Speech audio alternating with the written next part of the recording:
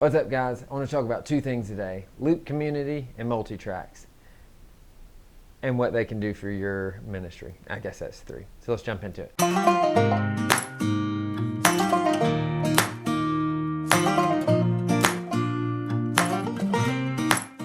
As I got here to First Baptist Pensacola, we were not doing any tracks. We just had a click. And so with that, I love having a band that enjoys a click and knows that, because that just keeps everybody on. But what I've seen and noticed is that with our tracks, as we have added the clicks and the cues and then instruments and all that extra things, it has really pushed us kind of to that next level of being able to do some songs that maybe we wouldn't have normally been able to do. I started with Loop Community. I found this years ago, and it was extremely easy to get started with. So everything inside the app is there. So you can buy the tracks, you put them, load them in, it just loads automatically into it. And so you set your set list, and each instrument is right there. You can switch the keys, you can switch the tempo. All of it is super quick and very easy to do. And so I knew as I came in that if I spent all this time trying to learn how to do Ableton, try to learn how to do any other thing that you may run tracks on, I knew I was going to lose the band, and they were just not going to want to do that. But what we were able to do as I did Loop Community, quick changes, little things here and there, as we'd add change a key or whatever, do it, took maybe 30 seconds to a minute. Whereas Ableton sometimes can take a good bit longer, especially when you're in that learning phase of it. So I saw a lot of growth in our band as we started to do that. And I know as a new person coming in, you don't want to change a bunch of things, but we changed a little bit, and that was over time. So as we started growing, I started realizing that our tracks just weren't as good of quality as what we felt like we were putting out and wanted to do. And so with that, we started looking at being able to split up each track. So I got a processor that runs, it connects USB to the iPad and runs each individual channel out. So we ran each one out.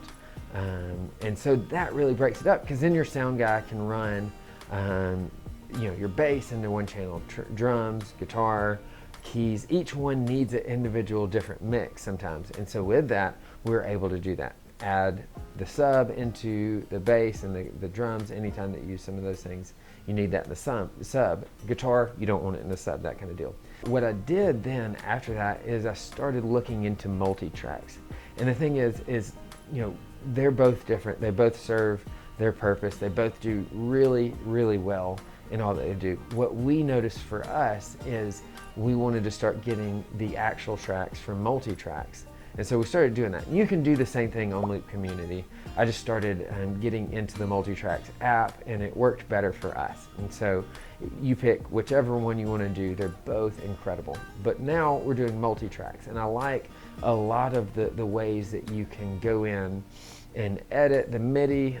You can edit titles, names, and all kind of things, and you're able to use it that way. As we have grown, we have seen growth in our band and our leaders as well through all of this.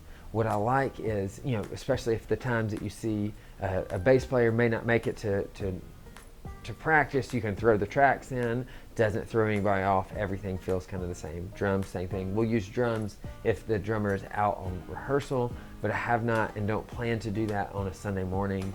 I never want to do the drums without somebody there. It just always feels weird. If you do that, totally fine. I get it. Sometimes you just got to do it. But for us, we just haven't done it. And so it's been a blessing. Our drummers are always here. We've seen, especially for our singers, being able to be like, all right, hold, wait till you hear chorus 2, 3, 4, and then you're in. So that's been really helpful for us. I've seen that growth with our band, with Loop Community, and with multi-tracks. What I love too is with students. So as I'm leading our students, right now we have a lot of 6th, 7th, and 8th graders, younger students coming up, that are great musicians, but have a little trouble playing with everyone. What I love being able to do is use those tracks to be able to help push the team, be able to kind of keep them moving forward the whole time, whether it be drums, bass, guitar, background singing, any of those. It always helps just to have it in your ear and just being able to know All right, here we go. Here's the next chorus, here's the verse, whatever it may be. So that's something that has really worked for us, and I'm really thankful for how it has helped us grow and be used by the Lord to be able to lead our church in worship each week.